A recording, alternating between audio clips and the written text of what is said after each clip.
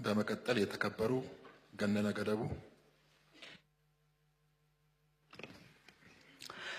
አመሰግናለሁ የተከበሩ አፈ ጉባኤ፣ እንዲሁም አመሰግናለሁ ክቡር የኢፌዴሪ ጠቅላይ ሚኒስትር፣ ክቡር የኢፌዴሪ ፕሬዝዳንት ለሁለቱ ምክር ቤቶች ባቀረቡት ሀሳብ ላይ ንግግር ላይ ከተከበረው ምክር ቤት የሚነሱ ጥያቄዎችን ላይ ማብራሪያና ምላሽ ለመስጠት በመካከላችን ስለተገኙ እኔ ደግሞ በተጨማሪም በቅርቡ ወደ ምርጫ ክልል ወይም ቁጫ ለመጀመሪያ ጊዜ እንደ አንድ ሀገር መሪ ወርደው እዛ አካባቢ ያለውን ሕዝብ ምን እንደሚመስል ችግሮች ምን እንደሚመስሉ በማየትና የአካባቢውን ሁኔታ በመረዳት አካባቢው በኢትዮጵያ የህብረ ብሔራዊነት ተምሳሌት እንደሆነ የመላ ሀገራችን ሕዝቦች ያሉበት ተቻችሎ የሚኖሩበት እንደገና ብዙ ከምርጫ ወዲህ ብዙ ፈተናዎች ቢደርሱበትም ሕዝቡ ለሰላም ቅድሚያ ሰጥቶ የሰላም ዘብ ሆኖ አርበኛ ሆኖ የሰላም ተምሳሌት በመሆኑ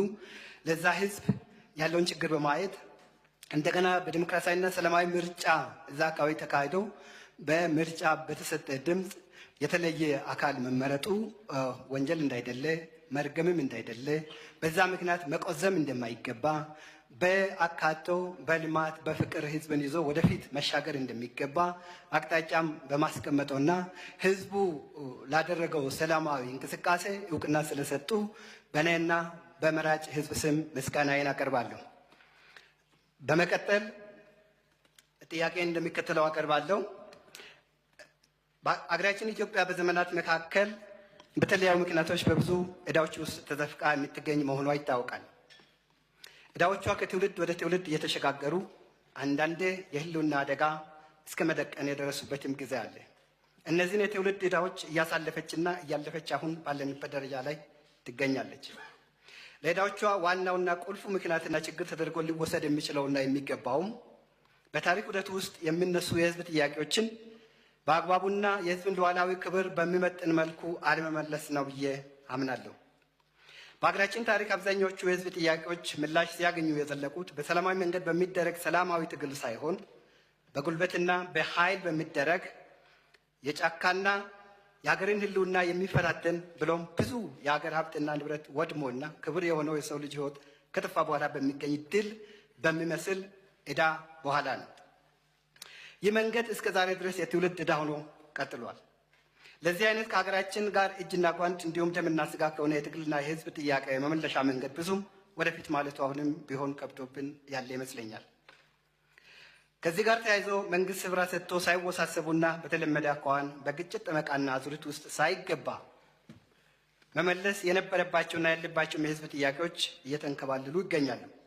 በተያያዘ መልኩ ክቡር ፕሬዝዳንቱ በመክፈቻ ንግግራቸው የህዝብ ጥያቄዎች ሊመለሱ የሚችሉት በሰላም ውስጥ እንደሆነ እና ይህም ደግሞ ለሀገራችን ብልጽግና ቁልፍ ጉዳይ መሆኑንም አንስተዋል። ይህም ተገቢ ነው ብዬ አምናለሁ። ከዚህ በመቀጠል ክቡር ፕሬዝዳንታችን በንግግራቸው መጨረሻ አካባቢ በገጽ 15 ሀገራችንን የሚያዋጣትና መከተልም ያለባት ህብረ ብሔራዊነት ነው የሚል አቋም አጋርተውናል። በተያያዘ ሁኔታም አሰባሳቢ ትርክትን መያዝም ወሳኝ እንደሆነ ነው የተገለጸው።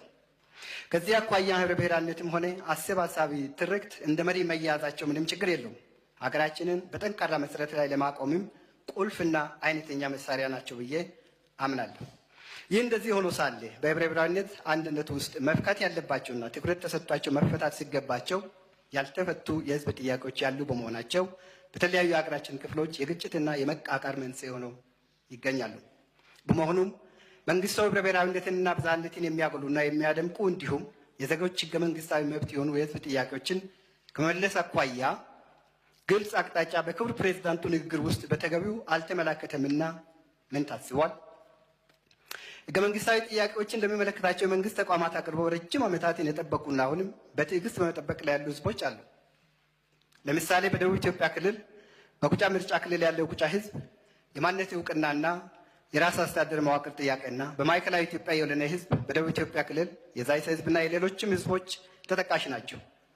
የቁጫ ህዝብ በራሱ የራሱ የሆነ ባህል፣ ታሪክ፣ ቋንቋና ቁጫ ነኝ ብሎ የሚያምነው የራሱ ስነ ልቦና ያለውና በሀገራችን ሀገረ መንግስት ግንባታ ሂደት በራሱ የጦር መሪ በአድዋ፣ በማይጨው፣ በካራማራ በኮሪያና በሌሎችም ስፍራዎች ለሀገር ህልውና ከሌሎች ሀገራችን ህዝቦች ጋር የተዋደቀ ህዝብ ነው።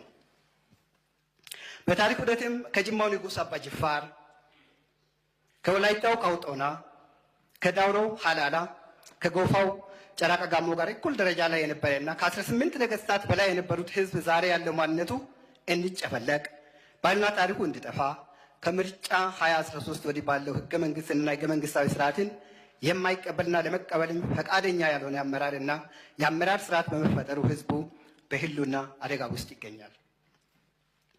ይህ ህገ መንግስትንና ህገ መንግስታዊ ስርዓትን ያልተቀበለውና ከቀድሞ ደቡብ ኢትዮጵያ ብሔር ብሔረሰቦችና ህዝቦች ክልልና ከአሁኑ ደቡብ ኢትዮጵያ ክልል ጀምሮ በየመዋቅሩ ያለው የአመራር ስርዓትና ሰንሰለት የህዝብ ተወካዮችን እኛን ደብድቦና አስደብድቦ ከፍትህ ሚኒስቴር ከፌደራል ፖሊስ እና ከሌሎች ዲሞክራሲ ስርዓት ግንባታ ተቋማት በልጦና የበላይ ሆኖ በህግ እንዳይጠየቅ የደቡብ ኢትዮጵያ ክልል መንግስት ከለላ በመስጠቱ የተነሳ የቁጫ ህዝብን ላለፉት 3 ዓመታት የስቃይ ህይወት እንዲመራና በህይወት ካሉት በታች በህይወት ከሌሉት በላይ እንዲሆን አድርጓል። ከተፈቀደ ድብደባ የተነሳ የዘላቂ አካል ጉዳት የተዳረጉ፣ እጅ እግራቸው ተሰብሮ ሕክምና ጭምር የተከለከሉ፣ ማህበራዊ መገለል ደርሶባቸው ለአመራሩ እስከ 5 ሰንጋ እንዲቀጡ ተወስኖባቸው የተቀጡ፣ ከንግድ ስራቸው የተፈናቀሉ፣ እጅግ ዘግናኝ በደል የተፈጸመባቸው ዜጎች ቁጥር ስፍር የላቸውም።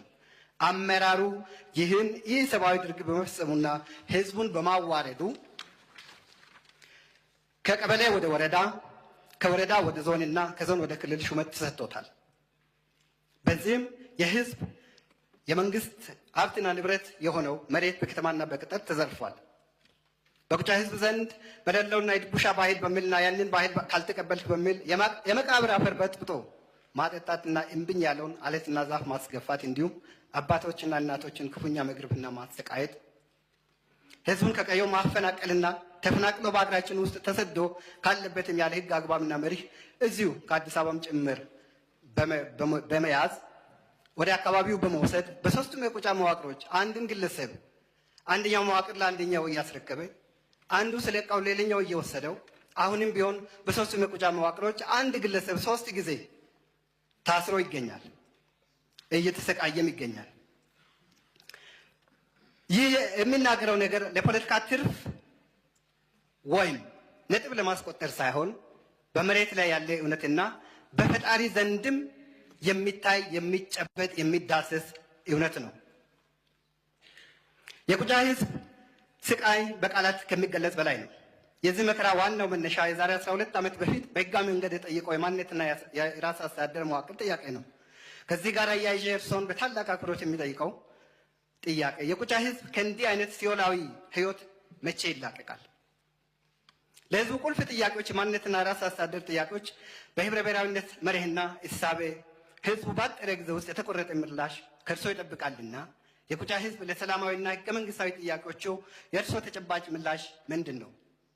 የቁጫ ህዝብ ሆነ እኔ ተወካዩ ህገ መንግስታዊ የሆነውን የህዝብ ውክልና ስራ ላለፉት 3 ዓመታት ተከልክለን እንገኛለንና ይህ ድርጊት የመንግስቱም ሆነ የፓርቲው መርህ ነው የሚል እምነት የለኝምና እንዴት ያዩታል?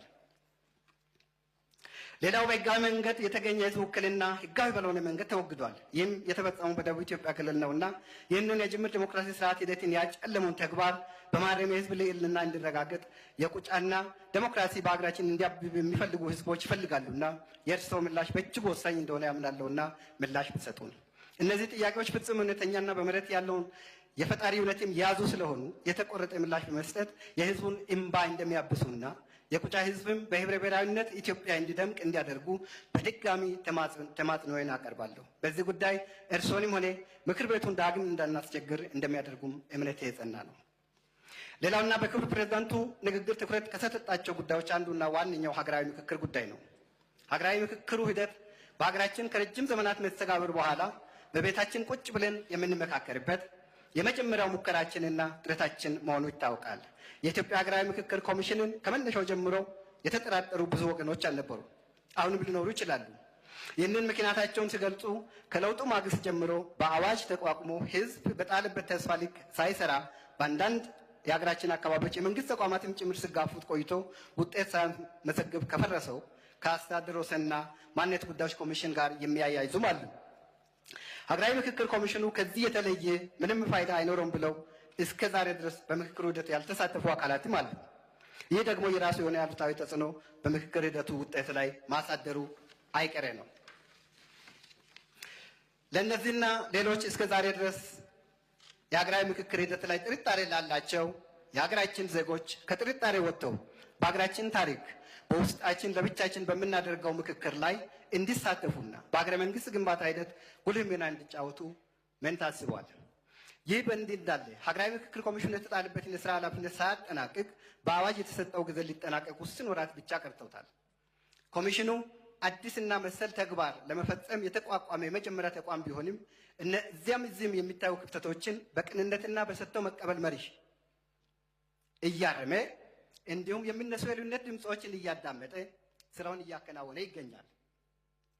ስራውን በተፈለገው ልክ እንዳያከናውን የጊዜና በአንዳንድ የሀገራችን ክፍሎች ያሉ ውስብስብ ችግሮች ተግዳሮት መሆናቸው አልቀረምና የተሳካና አካታች ሀገራዊ ምክክር አካሂደን ከረጅም ዘመናት በፊት ጀምሮ የነበሩብንን ጉድለቶች ሞልተን አሊያም አጥብበን እንድንወጣና ታላቅ ሀገር የመሆን ህልማችንን እውን ለማድረግ ምን አቅጣጫ ተይዟል? እጅግ አድርጌ አመሰግናለሁ።